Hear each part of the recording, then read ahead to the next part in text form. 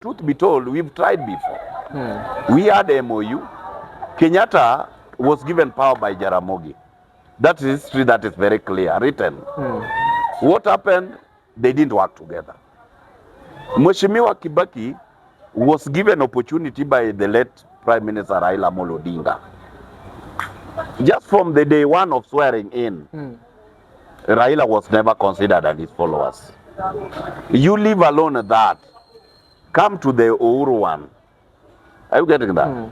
We did agree and we did enter into that arrangement fully, expecting we have an arrangement. What we did later on, the arrangement was only between the ODM family and Mheshimiwa Uhuru Kenyatta, not even his followers. Let me tell you, as a party, currently and before, the person who goes for the presidential seat is always the party leader. Inakuja Tongo Nguvu, I go by the name of Ochino, the only Kenyan who is a man, a boy, and also a friend. And of course, when we say seated here, it's because we're having a conversation that you've requested for us to have. And of course, today's conversation is all around the ODM at 20 celebrations that are currently happening in Mombasa. It's an event that a lot of ODM enthusiasts, ODM members were looking forward to have. Even though now it might be different because it's happening at a time when ODM fraternity and the country at large lost the ODM party leader and of course a senior leader in the Republic of Kenya, Raila Odinga. And to discuss this, we have a senior political analyst and of course also a governance expert, Mr. George Aliet.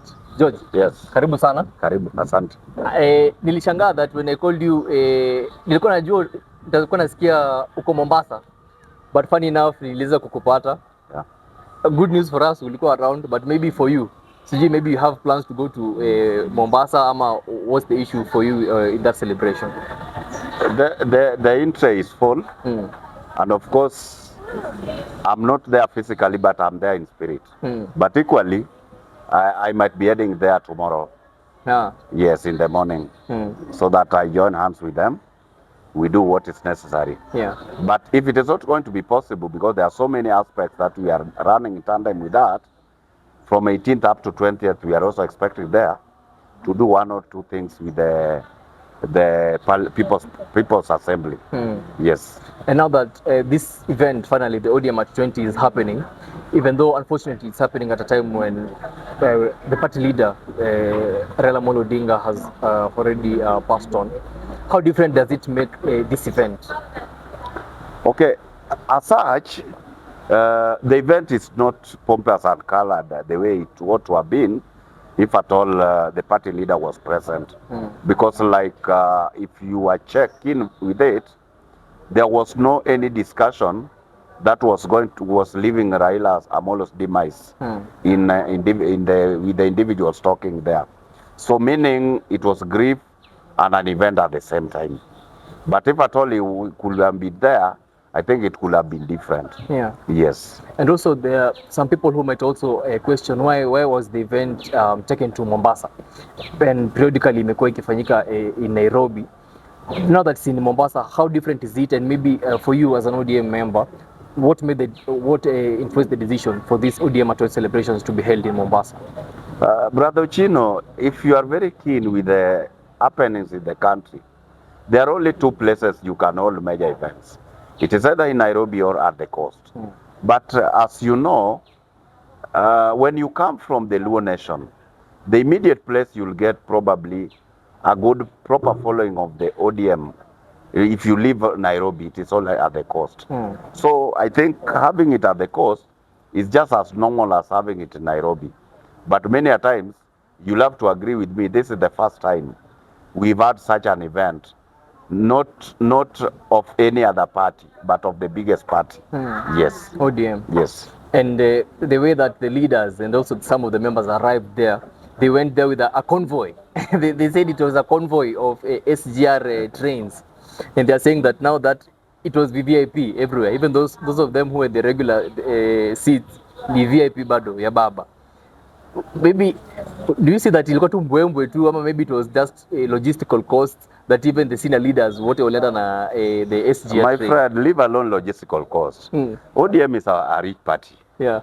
Leave alone individuals, that's a rich party.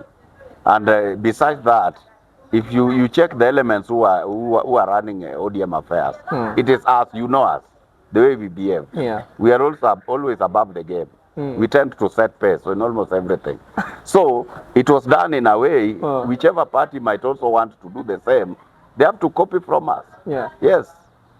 So it is more of, is it okay? Is it an the ODM at 20 celebrations? Are we terming it as an NDC? Are we terming it as a, what is that event? Is it now ODM's NDC because we saw other parties do their NDCs in the beginning, in the last 2 months previously? No, that ours is not an NDC. It was a celebration marking the long history of that party. Some of this is just culminate inside because you cannot just, let's say you have an event, you cannot live alone eating. So eating is part of it. Yeah. Without now saying, let us set a platform for us to eat. Yes. So ODM, the event going on there, give it all the names you can give it. But to us, it is trying to remember the long memory lane we've come. Yes. I'm saying that, I'm asking if it's an NDC because we saw changes in leadership. The new leaders were sworn into the vacant seats after the likes of John Mbadi, Opiyo and I went and joined the cabinet. We now saw other leaders within the ODM ranks get sworn in. We saw a person like Raila Odinga was sworn in as the Assistant Secretary General. We saw a person like Gladys Wanga. She now took the place that John Mbadi was holding as the chairperson of ODM party. And we also saw different changes within that senior leadership within ODM. Was that strategic to happen before maybe the likes of President William Ruto were invited to attend? Or is it something that, according to the constitution of ODM, they needed to fill that vacuum? I think as it is, that is an event that enabled some of these things to be done, such that when these others are going to culminate, now they are going to work when the house is in order. Like now, we don't now talk of an interim chair, an interim party leader, an interim deputy party leader. So they were ratifying all these things to make the house be in order, so that when they are moving forward, like you see, we don't have a laxity of time. Things must move very fast and things must be done at the opportune time. So this is a time that is created, and so we have to put everything in an order. To an extent, in an event, we are going to have another NDC. We are going to have another NDC with the party structures properly in place. And probably the most likely NDC that we are likely to get before 2027 is an NDC ratifying our coalitions, if at all it is going to be there. And for that one to work, then it is working with the party officials. Yeah. Yes. Now getting into the politics now within ODM party. From the few speeches that we've already seen up to now since the event started yesterday, it's like the same people who have, it's like every leader still stands on their beliefs. A person like the deputy party leader, Simba Arati, still believes that ODM can still produce a presidential candidate within ODM itself. It's like he's not fully supporting the view of party leader Oburu Odinga, that ODM can only go for vice president seat in the upcoming general elections. The likes of Abdul Swamad, the likes of Junet are still saying that they're in the broad-based government to stay. Maybe at this point, at this juncture that we are in, are we going to see maybe different leaders change their tone, change their way of ideology thinking going forward, and maybe will some of them pronounce themselves before the event ends on Sunday? According to me, I think there's no variation in terms of how the leaders were talking. Yes. If you check what Simbarati was saying, and these are the leaders, Sifuna for that matter, these people are just giving a clear-cut direction of what is happening.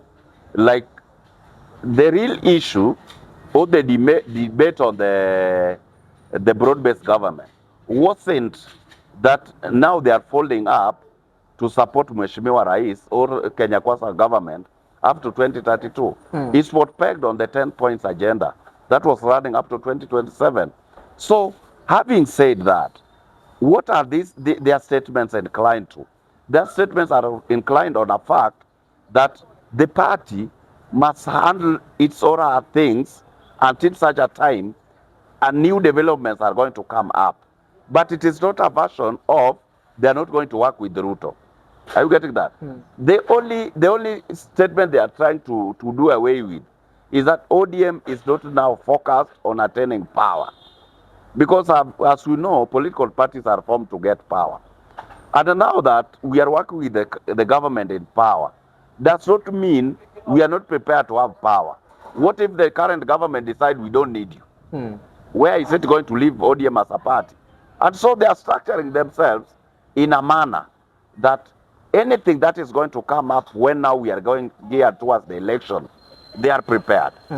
If the current administration decides, gentlemen, with us we are okay, we don't need a partner, then the truth of the matter is they are good to go. Yes.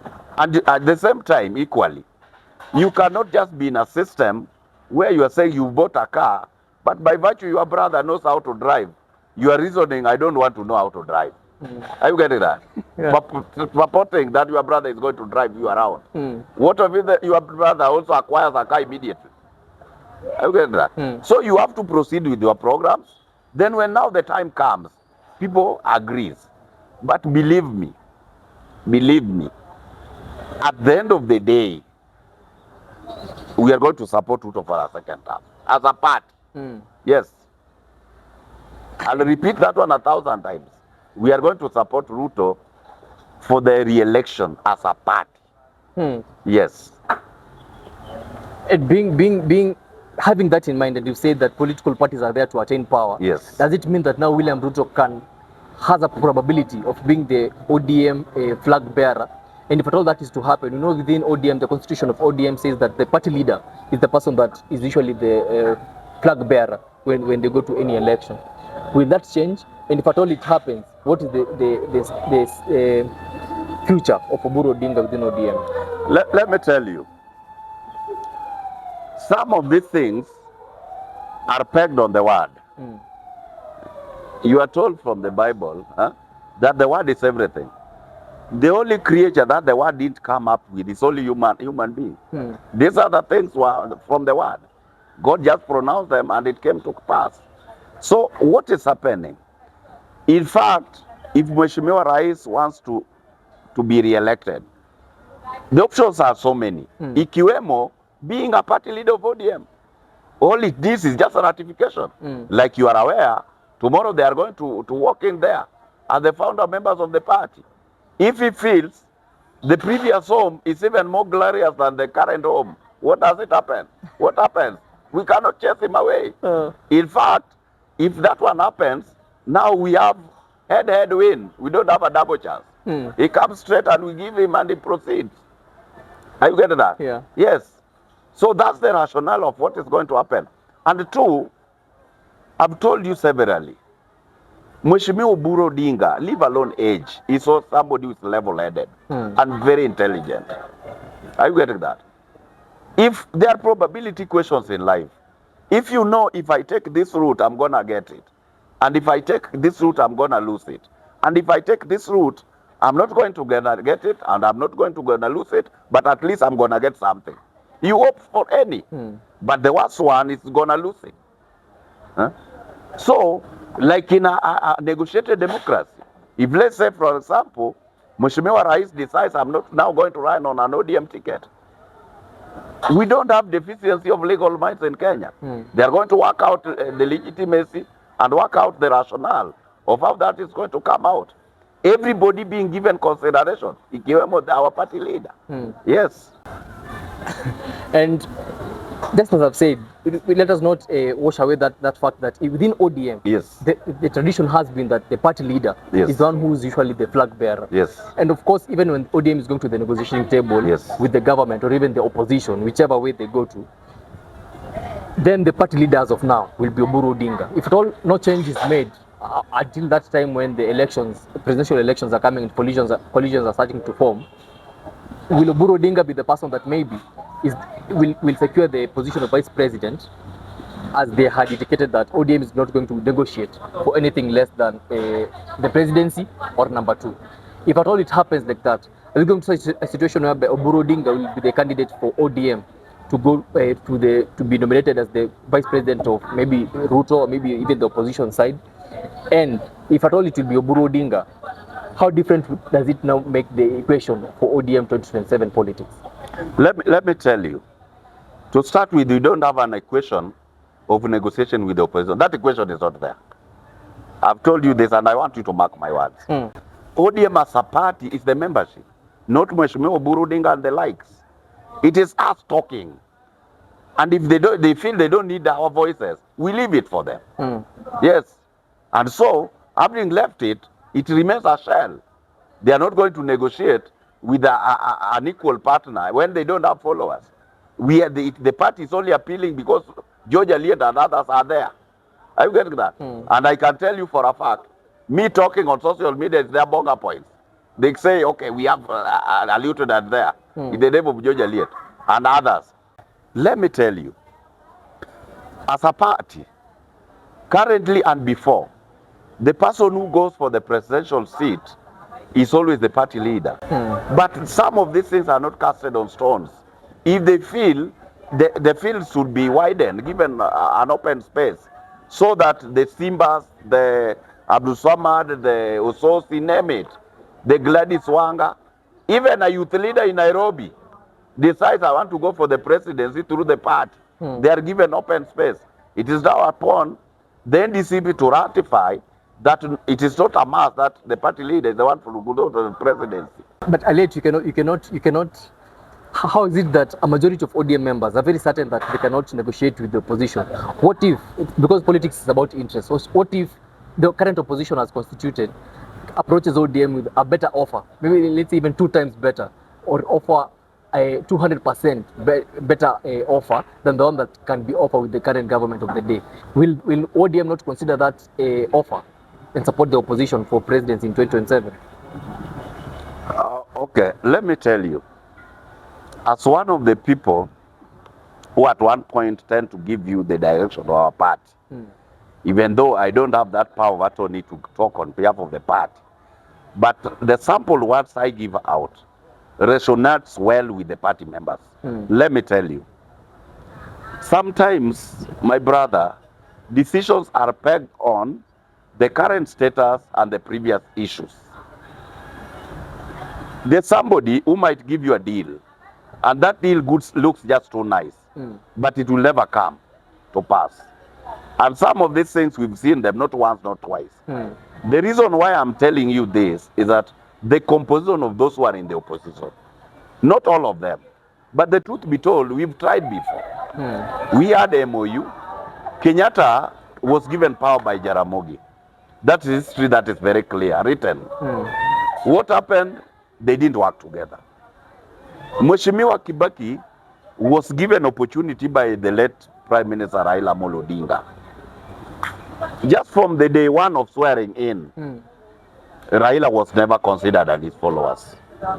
You leave alone that. Come to the Uhuru one. Are you getting that? We did agree and we did enter into that arrangement fully, expecting we have an arrangement. What we did later on, the arrangement was only between the ODM family and Mheshimiwa Uhuru Kenyatta, not even his followers. Are you getting what I'm saying? Yeah. So the truth of the matter is, negotiations, just like goals, they must be realistic, accurate, and achievable. But when you sell for me a concept, and at the end of the day, your history proves you don't respect concepts, what arrangement do we have? Are you getting what I'm saying? And some of these things, let me tell you, the main reason why a very big percentage of the ODM family might not subscribe to the United Opposition's deals is just very simple. The serious percentage of the membership of the United Opposition have led this country for more than 35 years. But the truth be told, the percentage we've gotten as the biggest percentage of ODM family do not even come to 2%. The one we did have with Mheshimiwa, current president, Mheshimiwa Ruto, just less than 3 years, you can do summation. You get a very good percentage of what we've been accorded as ODM family. Are you getting what I'm saying? And so the benefit of doubt we give to a person who's tried and has equally given us a gesture that at the end of the day, what we are discussing on the table will come to pass. So that's the reason why I'm telling you for a fact. The room of the ODM family having an arrangement with the opposition, that one is not there. It is not there. You will come and see it. Because even our party, they at one point look where the party membership goes.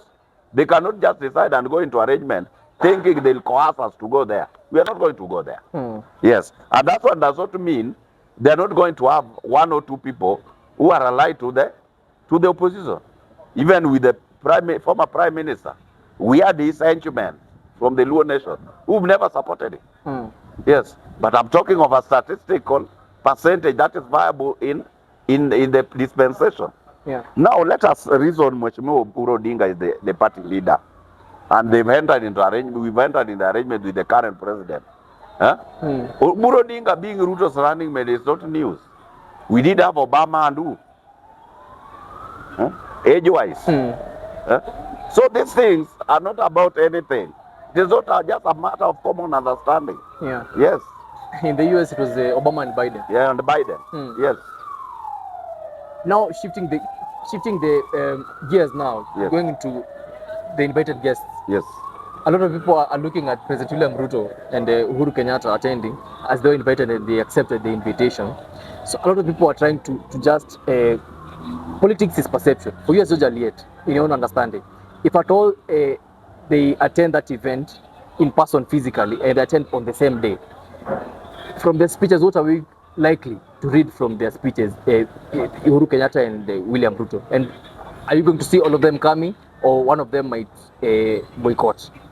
According to me, professionally, I think Mheshimiwa Ruto attending that event and talking positively of the party and expecting the party's dream to stand as per the Raila's expectation when he was alive, are static and highly expected.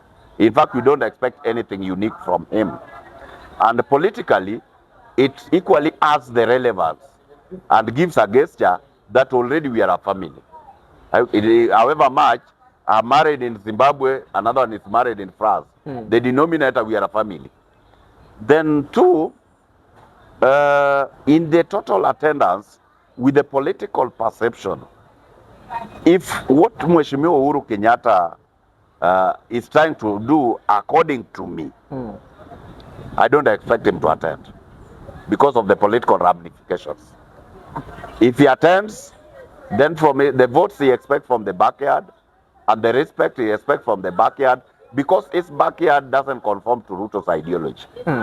So sharing the same forum where Mheshimiwa Ruto is afloat and they get the discussion from the ODM family that we are going to work with Ruto and they don't want Ruto. If Uhuru attends, then it is going to cost him. Politically. Yes, politically.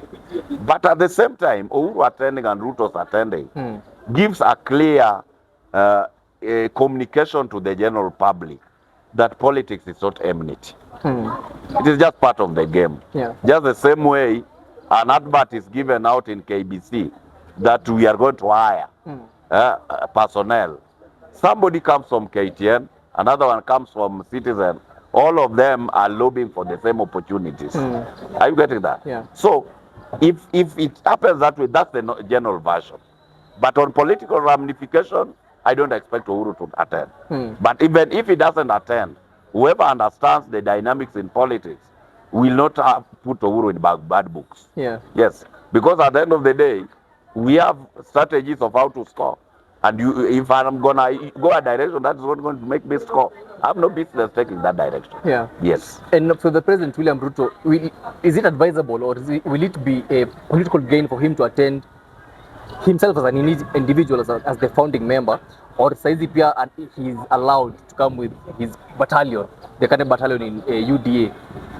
Let me tell you, Mheshimiwa Rais has every right to attend individually and his colleagues. Yes, because they can come as his friends. We bar friends. That is like a party. Uh, Yes, it is a party. Eh? This was our home then, and now they are making a celebration as a respect to the original owners of the home. Come and take me along. You're gonna see what we were doing in our home when I was there. It is common sense. yeah. Yes, and in fact, it is going to add its bonga points. Yes. And maybe Let the Sifodas tell him on the face when he's there. Mheshimiwa Ruto, you are not one of us. Yeah. We don't need you, and we are not going to support you. He's the one going to usher William Ruto there. Because if anything, as the SG, probably I expect him to be the MC. Yes. Oburu Odinga cannot officiate those things. He's now a lord. and maybe if at all William Ruto, the president, has ambitions to vie under the ODM, and with that in mind, if at all then the rumors that maybe President William Ruto can vie on the umbrella under the umbrella of ODM, will that event now be the good moment for him just to introduce his lieutenants or his battalion that are currently on the other side of UDA, so that he can also maybe just request the ODM members to accommodate them when that time comes to join ODM, or when the friends come, it's a party, yes. How political can the friends go, basing that they're in foreign territory, they're in ODM territory? What I know, Mheshimiwa Rais running on ODM ticket. That probability question, I'll give it unscientifically. It is 20-80. It is not half-half. The probability of using the party to run is 20. The probability of using UDA to run is 80. You see, the house that you own is more comfortable than a neighbor's house. It doesn't matter whether yours is leaking. Yeah. Because remember, there are people who are in UDA, and he cannot cross with all of them. Are you getting that? He might offer himself as a candidate through the ODM party. Are you getting what I'm saying? Yeah. But even if he does that, it is not counterproductive, because on a political arithmetic, it's not going to work out. How? If he crosses and becomes an ODM candidate, then probably his running away it's going to come from where? Another party. From UDA. So what's the ODM family going to get? And you see, if you go legally, him crossing coming to ODM, he becomes a member of ODM. So what is going to happen legally? It means if he is going to come up with a running mate, the running mate must come from ODM. So where is the membership in the UDA? How are they going to remain? So a coalition is the perfect way to go. A coalition now is the perfect way to go. What I expect, leave alone ODM, probability with the dynamics of politics, I'm foreseeing other parties also coming up. The briefcase parties to be given autonomy, so that they have so many parties coming with the coalition. Yeah. Yes. I think that would be a very interesting space to watch during this weekend, and all the things that will happen. And of course, I'm sure maybe when you get time next week, when already everything has happened during the ODM 20 celebrations, you can get time again and come and at least we analyze what happened during that time. Yeah. Finishing now with the Odinga family. Yes. The Odinga family has had a very big influence within the ODM in those 10 years of existence. And right now that the patriarch has rested, we are now left with Ida Odinga and the kids. But focusing on Ida Odinga is she's a woman who a lot of people who know her personally, they regard her as a very strong woman, as an iron lady, a fighter, and one of the biggest supporters of Baba's life when he was alive. Within ODM, she's also said to have a lot of powers. Though in the public eye or in the cameras, she has not been very vocal to show her might in ODM. But he is a person who is a strong supporter and a long-time supporter of ODM. Are you going to see now Ida Odinga be more bold and more visible in her actions within ODM? Or is it advisable that even if when she comes back to Karen and to Nairobi and start life now, adapted to life past Raila Odinga, should she just keep away from politics, active politics, and just take a quiet life back to take care of the children and the empire of the Odingas? What I know and what I want to tell you is that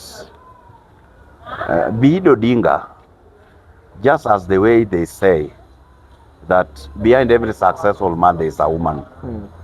The kind of profile our spirit leader had, in fact, a certain percentage came out because of the woman she had. Because, like, if you go by history, even the time Raila was in the prison, if Odinga was not a strong mom the way I've known her, then probably, like so many women have done it, the moment there's a problem, turmoil in the marriage, they tend to walk away. It only takes courage and high integrity and spirit to stay and wait, maintain the family for the 9 years Mzee was in prison. And having said that, that one gives you a glimpse of what you expect of the woman even now. Are you getting what I'm saying? So the truth of the matter is, given opportunity from where I sit, I don't expect Odinga to come in the political limelight. In fact, I expect, if the state is serious and the party for that matter, they can still remain afloat even without indulging in party politics. The way you did see Winnie Odinga did.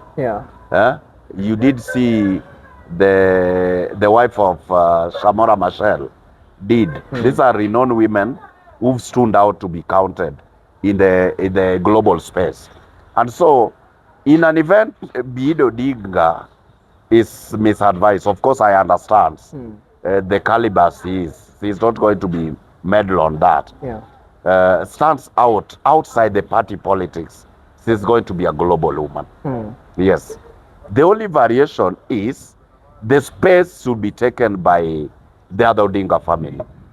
Like, for example, now, not everybody.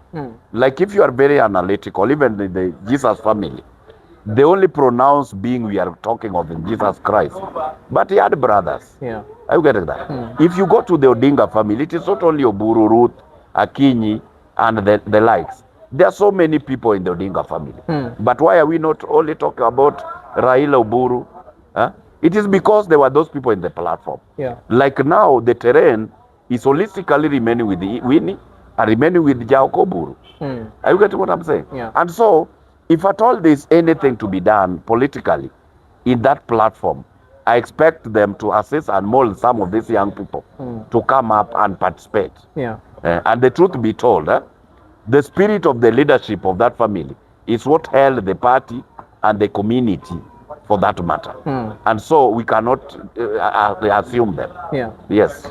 Just finishing up also, I know we've gone past maybe the time. Yes. But now focusing on that last part that we've mentioned, that now another Odinga needs to rise up to the occasion and try to at least, even if not fill that vacancy, but at least rise up and give support to the current party leader, Oburu Odinga, and just the Odinga family's name. Focusing on a person like Jaoko Oburu Odinga. Jaoko, his current platform, he's an advisor to the president, economic advisor to the president. How now can he navigate that mantle or fill that shoe to at least maintain the Odinga's family politically, to also just start a path for himself, and also to avoid people labeling him as another Odinga, as riding on the wave of Raila Molo Odinga or the Odinga? Will it be difficult for him, or will it be more easier for him because at least he will have a kickstart in terms of introducing himself? People already know him, they know the family, they know the legacy. Will it be easier for him, and how can he maneuver that path? Maybe even to make sure that 2027 he's holding an elective seat. Let me tell you, the Odinga family coming up through these young guys is not something very difficult. One, the perception of how people are going to view them, to me, it doesn't matter. Because if anything, they have a life to lead, they have their aspirations in life. You can never purport to be a business person if you don't come from a business family. And now that they've been brought up in the political terrain, I think there's nothing much we can say that they have no business being the political terrain. Because like now, Jaokoburu has not just come out now that Baba has passed on. It's been in the terrain.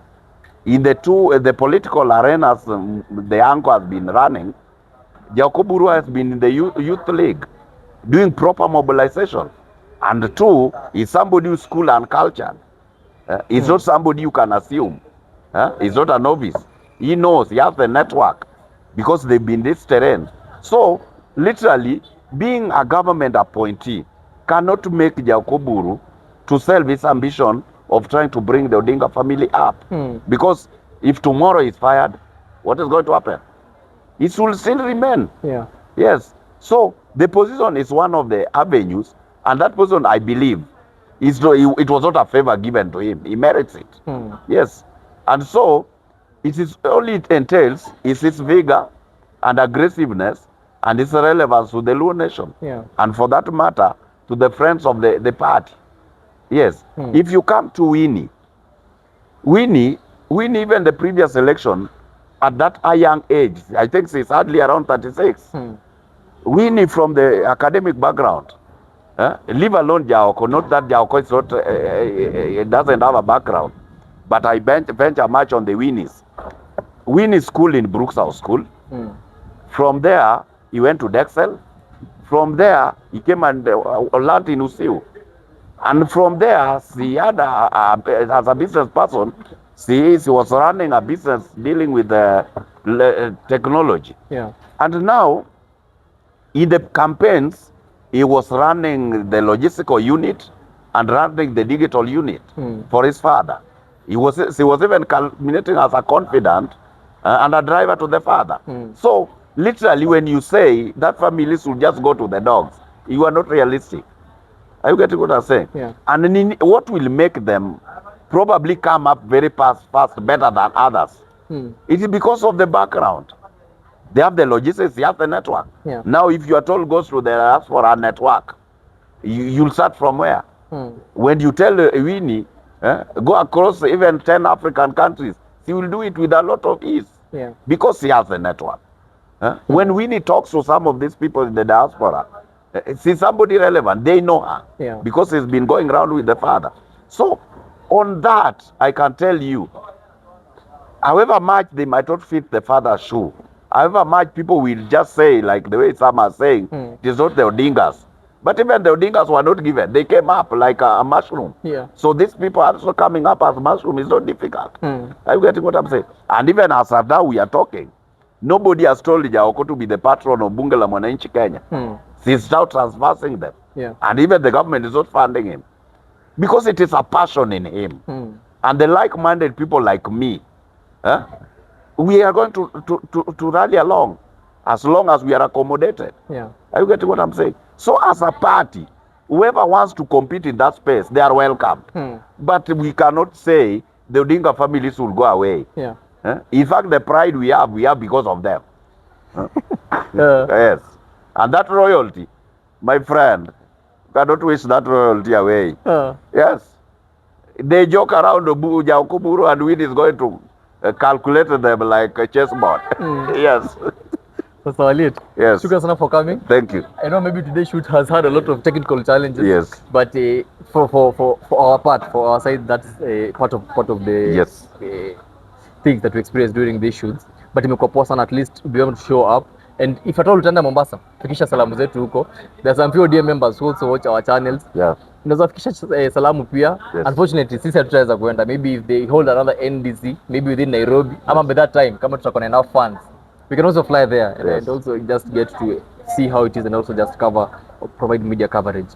Tumeshukuru sana. Yeah. Unless you have any other last words to our viewers. Yeah. The only thing I'll tell Kenyans is that let us not be bothered so much with the opponents.